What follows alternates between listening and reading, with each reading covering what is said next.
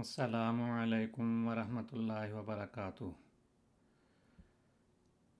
تعلیم القرآن class number 91۔ آج کی کلاس میں ہم سورۃ البقرہ کی آیت نمبر 65 کی تدریس کریں گے۔ اعوذ باللہ من الشیطان الرجیم، بسم اللہ الرحمن الرحیم۔ ثم تولیتم من بعد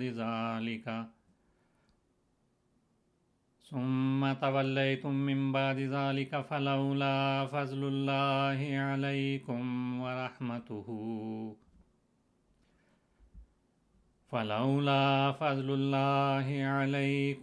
ورحمتہ لکنتم من الخاسرین۔ لفظی ترجمہ: ثم پھر، یہ حرف عطف ہے اور پچھلی آیت کے مضمون سے اس آیت کے مضمون کو جوڑ رہا ہے یہ لفظ۔ ثم پھر، تولیتم تم پھر گئے، تولیتم تم پھر گئے، من بعد ذالک اس کے بعد، ثم تولیتم من بعد ذالک پھر اس کے بعد بھی تم پھر گئے۔ پس یہ بھی حرف عاطف ہے۔ لولا اگر نہ ہوتے، لولا اگر نہ ہوتے، فضل اللہ اللہ کا خاص فضل، علیکم تم پر، ورحمتہ اور اس کی رحمت۔ فضل اللہ ورحمتہ، ان دونوں کا اکٹھا ترجمہ کیا گیا ہے۔ فلولا فضل اللہ، پس اگر اللہ کا فضل، ورحمتہ اور اس کی رحمت، نہ ہوتے علیکم تم پر، تو کیا نتیجہ نکلتا؟ لَكُنْتُمْ تو ضرور تم ہو جاتے، من الخاسرین نقصان اٹھانے والوں میں سے۔ لام تاکید کے لیے ہے، ضرور، ضرور، کنتم تم ہو جاتے، من الخاسرین نقصان اٹھانے والوں میں سے۔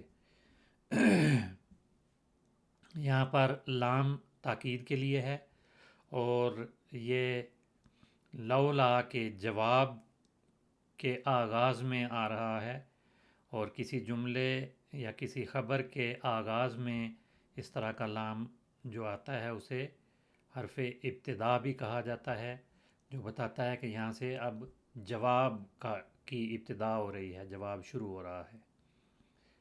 بہرحال لَكُنْتُم مِّنَ الْخَاسِرِينَ تو ضرور تم نقصان اٹھانے والوں میں سے ہو جاتے۔ ثُمَّ تَوَلَّيْتُم مِّن بَعْدِ ذَلِكَ پھر اس کے بعد بھی تم پھر گئے، فَلَوْلَا فَضْلُ اللَّهِ عَلَيْكُمْ وَرَحْمَتُهُ پس اگر اللہ کا خاص فضل اور اس کی رحمت تم پر نہ ہوتے، لَكُنْتُم مِّنَ الْخَاسِرِينَ تو تم ضرور نقصان اٹھانے والوں میں سے ہو جاتے۔ ثم یہ حرف عطف ہے، حرف عاطف یا حرف عطف دونوں نام بولے جاتے ہیں۔ اس کا ترجمہ ہے پھر یا پھر بھی۔ یہ چونکہ پچھلے مضمون کے ساتھ اس آیت کے مضمون کو جوڑ رہا ہے اور اسی بات کے تسلسل میں یہ بات ہو رہی ہے، اس لیے بھی کا ترجمہ آ گیا ہے یہاں پر، پھر بھی۔ حروف عطف یا حروف عاطف کیا ہوتے ہیں، ان کی تفصیل کچھ ہم پڑھتے ہیں۔ حروف عطف وہ ہوتے ہیں جو ایک کلمے کو دوسرے کلمے کے ساتھ، یعنی ایک لفظ کو دوسرے لفظ کے ساتھ، جس میں فعل بھی اور اسم بھی ہو سکتا ہے، یعنی ایک اسم کو دوسرے اسم کے ساتھ، ایک فعل کو دوسرے فعل کے ساتھ ملاتے ہیں، یا پھر ایک جملے کو دوسرے جملے کے ساتھ ملاتے ہیں۔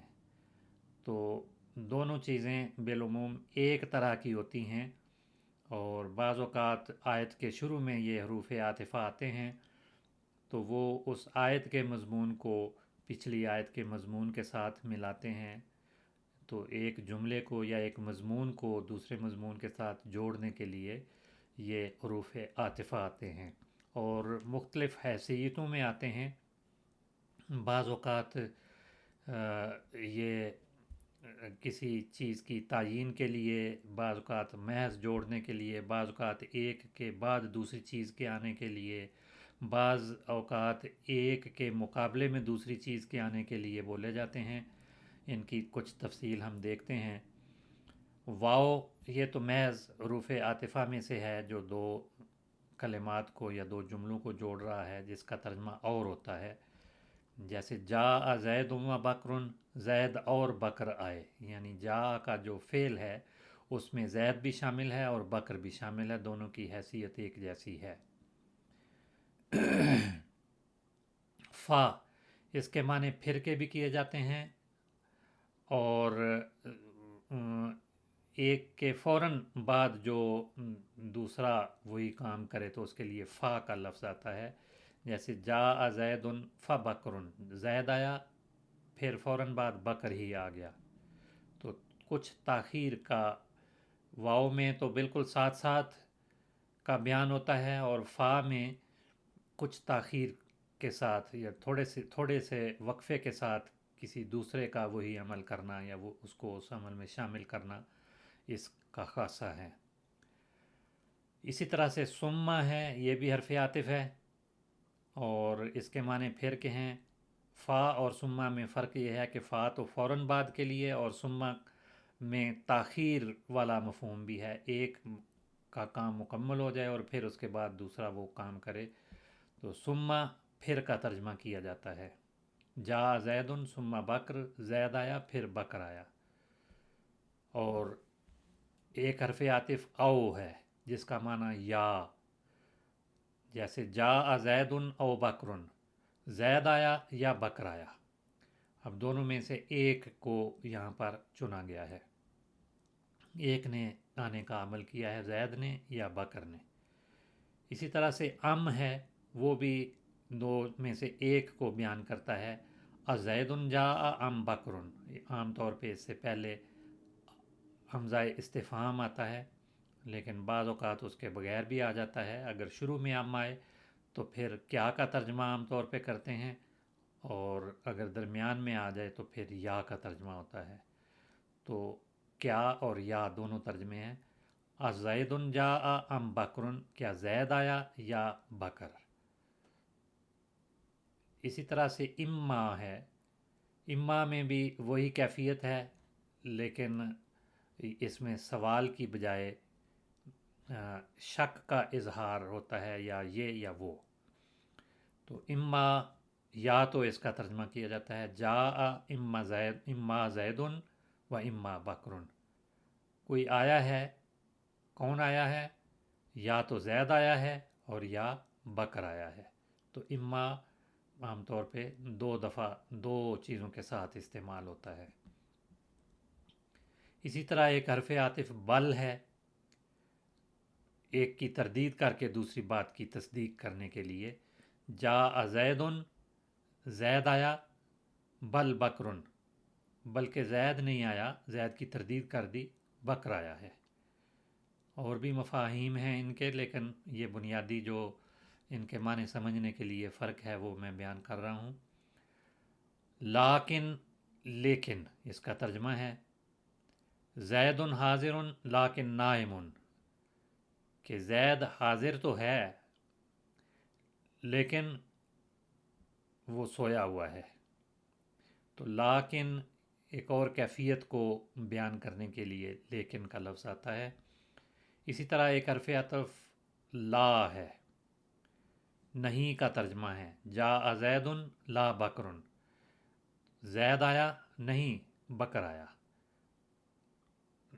بکر نہیں آیا۔ تو اس میں زید کی مزید تاکید اس لحاظ سے کہ زید ہی آیا ہے بکر نہیں آیا، تو لا حرف عطف آتا ہے۔ اور بھی مفاہیم ہیں۔ حتیٰ اس کا ترجمہ ہے یہاں تک کہ، جیسے جاء راکب حتیٰ راجل، یہاں تک کہ اس کا ترجمہ ہے کہ ایک سوار آیا ہے یہاں تک کہ ایک پیادہ بھی آیا ہے، پیدل چلنے والا بھی آیا ہے۔ تو حتیٰ کہ اور بھی مفاہیم ہیں، لیکن یہ بنیادی معنی حروف عاطفہ کے ہمارے سامنے آگے۔ یہ عام طور پہ 10 جو ہیں حروف کہلاتے ہیں، یہ حروف عاطفہ ہیں۔ تو یہاں بھی ثم حرف عطف یا حرف عاطف استعمال ہوا ہے، جو انہی میں سے ہے، ثم۔ تو اس کے معنی یہاں پر پھر کے ہیں۔ ثم تولیتم من بعد ذالک، پھر اس کے بعد بھی تم پھر گئے۔ تولیتم یہ فعل ماضی ہے اور جمع مذکر مخاطب کا صیغہ ہے، تم اس کے اندر ضمیر ہے، تم پھر گئے۔ ثم تولیتم پھر یا پھر بھی اس کے بعد تم پھر گئے، یعنی جو عہد تم نے کیا تھا اس پہ قائم نہیں رہے، اس سے پھر گئے۔ تولیتم کا مادہ واو لام یا ہے، اور فعل ماضی ولا یلی فعل مضارع آتا ہے، ولین فلانن، ولین مصدر ہے، اور اس کا مفعول فلانن جب ہو تو کسی کے قریب ہونا اس کا ترجمہ بنتا ہے۔ اسی مفہوم میں حدیث کے الفاظ ہیں، کل مما یلیک، کہ اپنے سامنے سے یا اپنے قریب سے تو کھا، اپنے قریب سے کھاؤ۔ تو یلا ولا یلی، یلی میں واو گرا ہوا ہے، یولی تھا تو وہ یہاں پر گر گیا ہے۔ ثم ولیتم پھر تم پھر گئے۔ یہ واو لام یا کا مادہ مختلف معنی میں مختلف صورتوں میں استعمال ہوتا ہے۔ جب اسی سے ولا فلان حاربن کا لفظ آتا ہے تو پیٹھ پھیر کر بھاگنا، پیٹھ پھیرنا یا اعراض کرنا، اور یہاں پر ولیتم اسی صیغے سے ہے، اسی باب سے ہے۔ ولا پہلا صیغہ ہے اور اس کی گردان ہم کرتے ہیں تو جمع مخاطب کا صیغہ ولیتم بنتا ہے، لیکن یہ باب مختلف ہے، ولیتم نہیں ہے، میں غلط کہہ گیا ہوں۔ یہاں تولیتم ہے، ولا یولی بھی آتا ہے اور تولا یا تولا بھی آتا ہے۔ تو تولیتم تولا سے ہے، اسی میں ایک حرف اور کا اضافہ کر کے ایک مختلف باب، لیکن مادہ یہی ہے، اور اس کے معنی بھی پیٹھ پھیر کر بھاگنے کے ہیں اور یہاں یا پھر جانے کے ہیں، اور یہاں بھی وہی معنی ہیں۔ اور ولا فلانن، جب اس کا مفعول فلانن آئے تو کسی کی مدد کرنا، کسی کی ہم نوائی کرنا یا کسی کے سامنے آنا، اور بعض اوقات ولا فلانن کے معنی ہوتے ہیں کسی کو اپنا حاکم مقرر کرنا۔ اور اسی مفہوم میں جب دو مفعول اس کے آ جائیں، ولا فلانن الامرا، تو اس کا ترجمہ ہوتا ہے کسی کے سپرد کوئی کام کرنا، کسی کام کا کسی کو منتظم بنا دینا یا نگران بنا دینا یا کوئی کام اس کے سپرد کرنا۔ اور اسی سے ایک لفظ ولیٌ بھی آتا ہے، جس کے کئی معنی مختلف جگہوں پر آتے ہیں۔ ایک معنی اس کا ہے نگران کار، کسی چیز کا نگران، یا محب بھی اس کا ترجمہ ہے، اور دوسرے معنی مددگار کے بھی ہیں، تیسرے معنی دوست کے ہیں، اور چوتھے معنی معاہدہ کنندہ یا حلیف یا مخلص دوست بھی اس کے کیے جاتے ہیں۔ اور بعض جگہوں پہ داماد کے معنوں میں بھی ولی کا لفظ آیا ہے، احادیث میں بھی یہ بیان ہوا ہے۔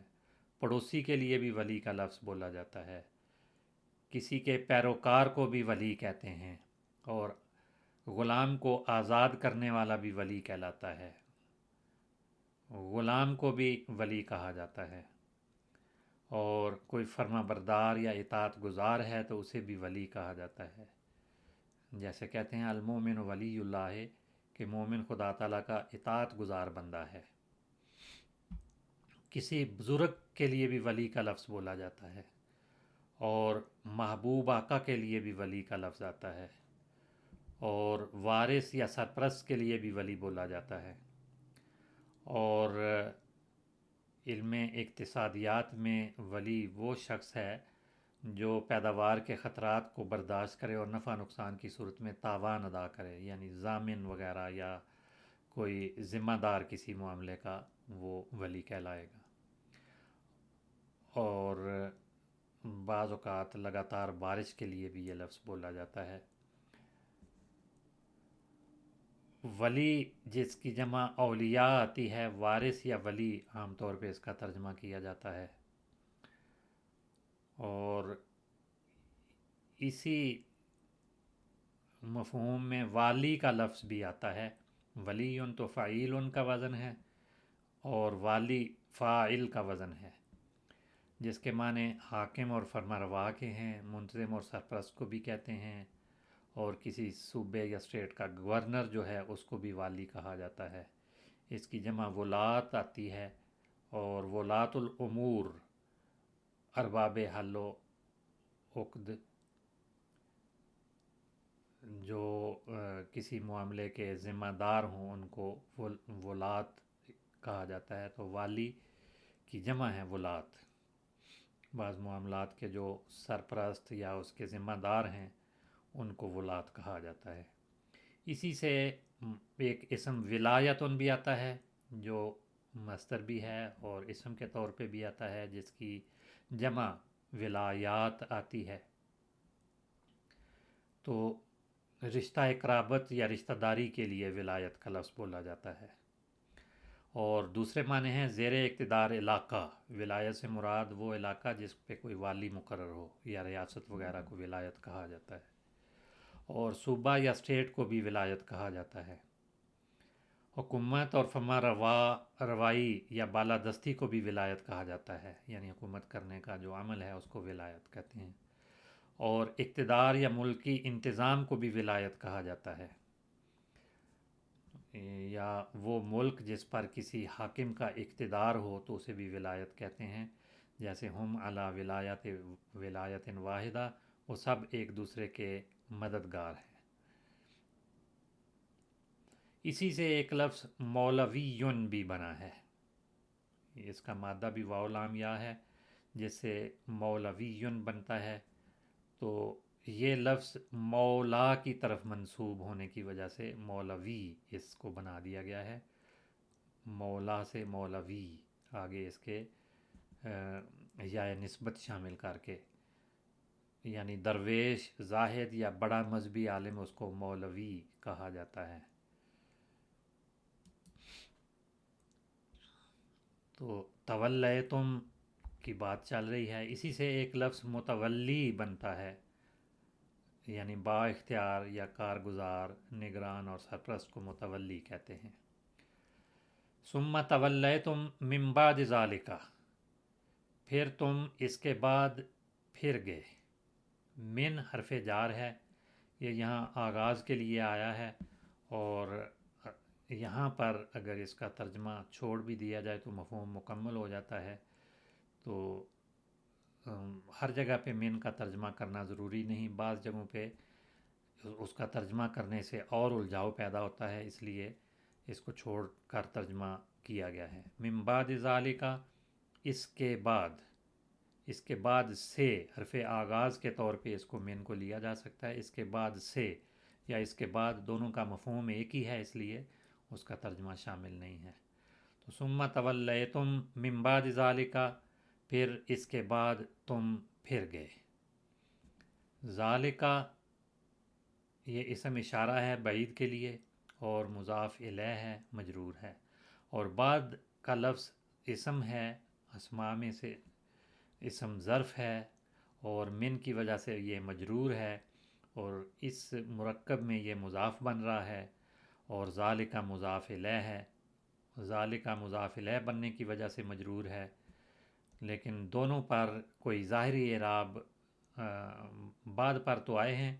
بعد کا لفظ مختلف طریقوں سے استعمال ہوتا ہے، جب یہ مفرد ہو بغیر اضافت کے آئے تو پھر تو یہ مبنی ہوتا ہے، لیکن جہاں پر اس کو مضاف بنا دیا جائے تو یہ معرب ہو جاتا ہے، تو من کی وجہ سے دال پر جو زیر ہے وہ جر کی علامت ظاہری طور پہ اس پہ آئی ہے، اور یہ مجرور من کی وجہ سے ہے بعد کا لفظ، اور ذالکا مضاف الیہ بننے کی وجہ سے مجرور ہے۔ من بعد ذالکا اس کے بعد، پھر تم اس کے بعد پھر گئے۔ ثم تولیتم من بعد ذالکا پھر تم اس کے بعد پھر گئے۔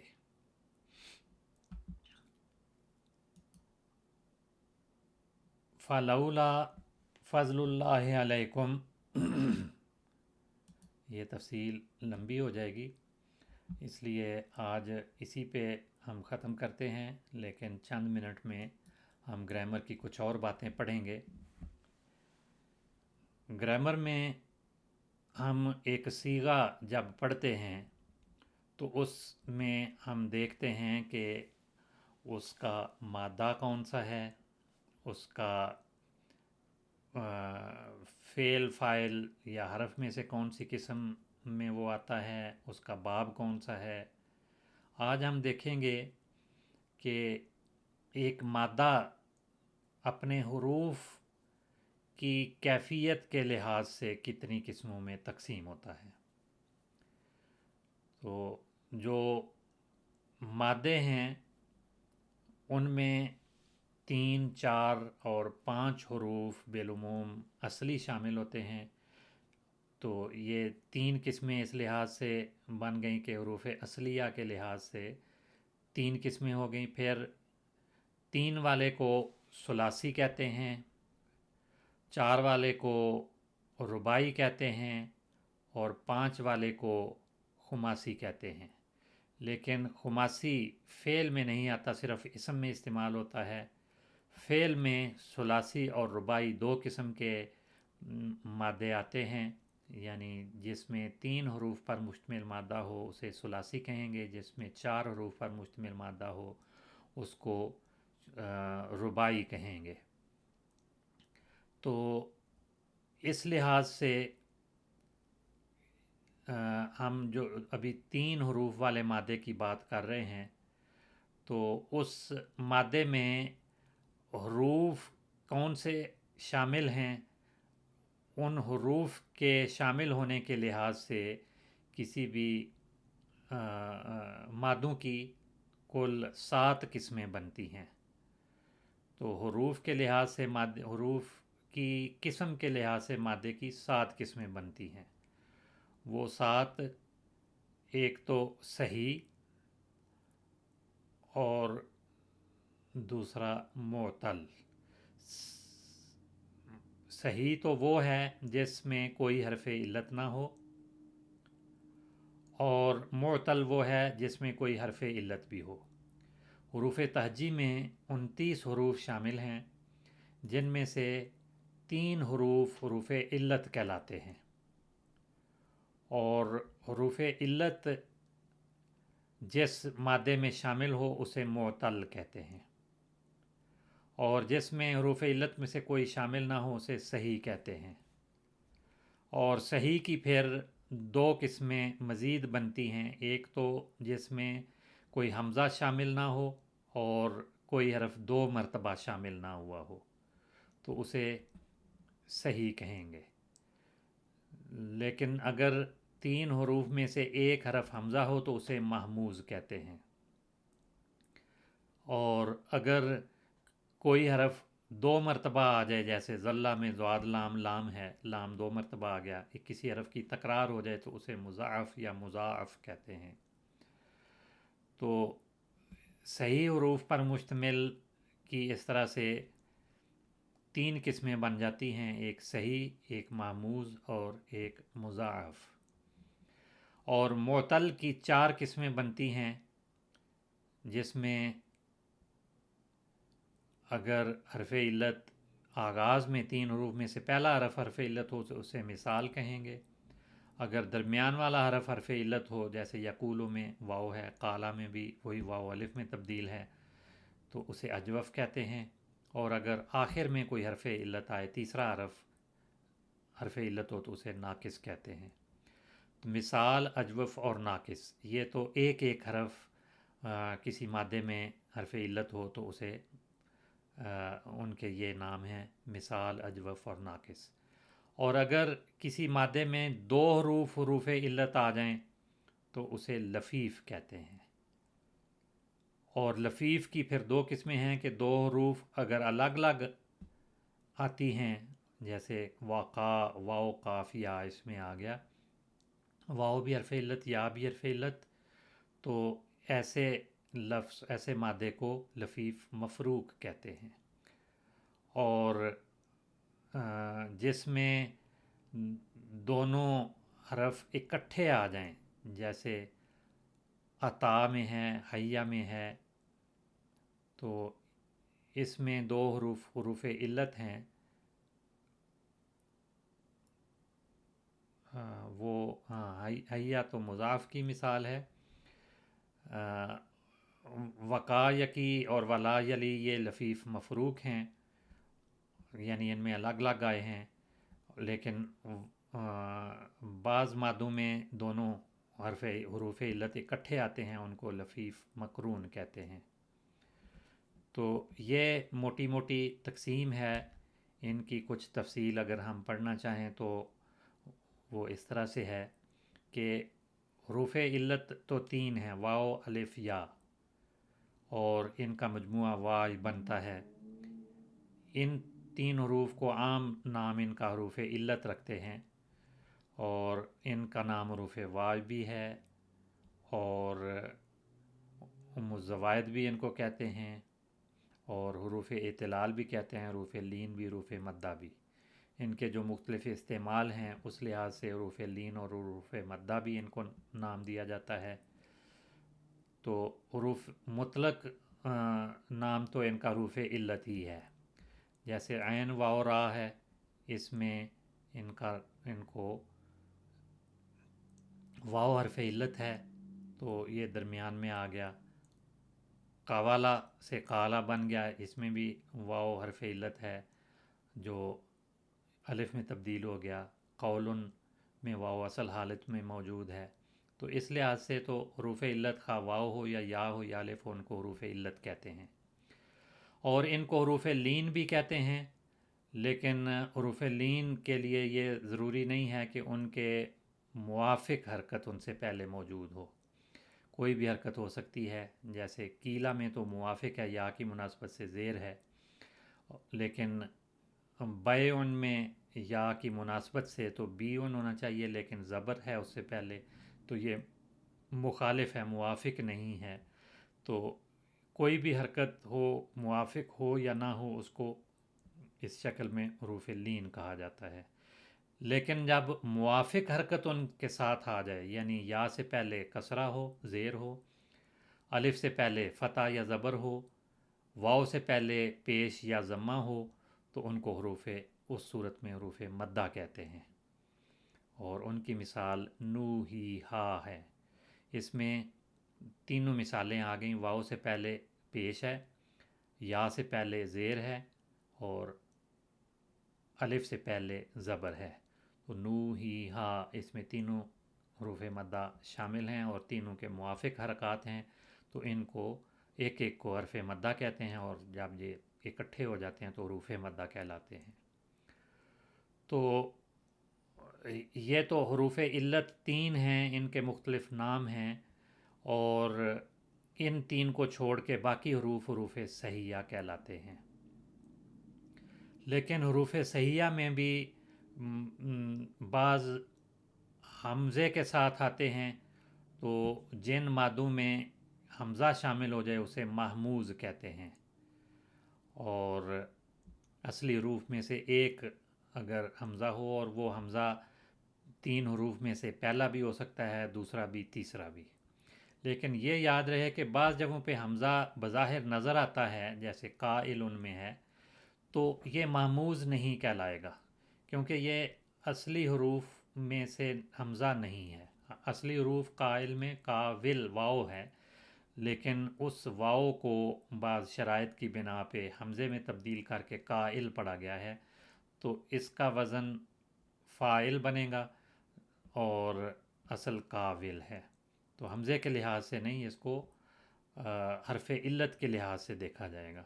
دعا ان میں بھی آخر میں حمزہ ہے، لیکن یہ حمزہ بھی واو سے تبدیل شدہ ہے، اس کا اصل دعاون ہے، جس کو دعا ان بنا کے فعال کا وزن ہے، تو اصلی حروف کو دیکھ کر ہم کہیں گے یہ معموز ہے یا صحیح حروف میں سے ہے یا حروف علت میں سے ہے۔ حروف علت کی وجہ یہ ہے ان کو یہ نام دینے کی کہ وہ مختلف شکلوں میں تبدیل ہوتے رہتے ہیں۔ تو آج کی کلاس کا وقت ختم ہو رہا ہے، اسی پہ ہم اکتفا کرتے ہیں، باقی انشاءاللہ تعالی اگلی کلاس میں۔ السلام علیکم ورحمۃ اللہ وبرکاتہ۔